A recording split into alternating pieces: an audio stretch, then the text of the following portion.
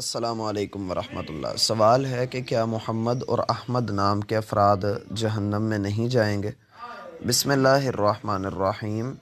بعض لوگوں نے سوشل میڈیا پر اس روایت کو بڑا مشہور کر رکھا ہے کہ اللہ رب العزت کا فرمان ہے کہ میں اپنے آپ پر قسم اٹھائی ہوئی ہے کہ میں محمد اور احمد نام کے اشخاص کو جہنم کے اندر داخل نہیں کروں گا۔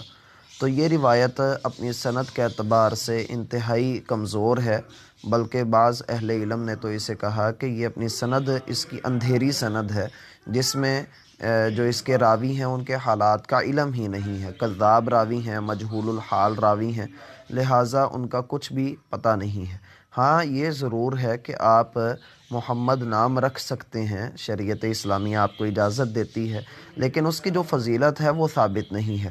بسا اوقات بعض لوگ جو ہے وہ فضائل اعمال میں اس طرح کی روایات کو قبول کر لیتے ہیں، لیکن اس کے بھی کچھ اصول اور ضوابط ہیں جو کہ اس روایت کو قبول کرنے میں لگائے جاتے ہیں۔ دوسری بات یہ ہے کہ نام کے ساتھ کچھ بھی نہیں ہوتا ہے، نام اچھے رکھنے کی ترغیب دی گئی ہے شریعت میں۔ اصل چیز تو عمل صالح ہے کہ انسان کا عمل بہترین ہو، انسان کا عمل اچھا ہو، انسان کا عمل ایسا ہو کہ اللہ رب العزت کو راضی کرنے والا ہو۔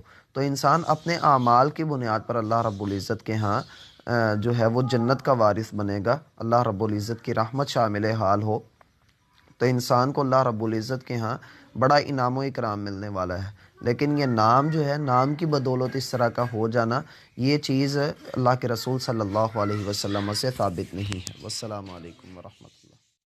السلام علیکم ورحمۃ اللہ۔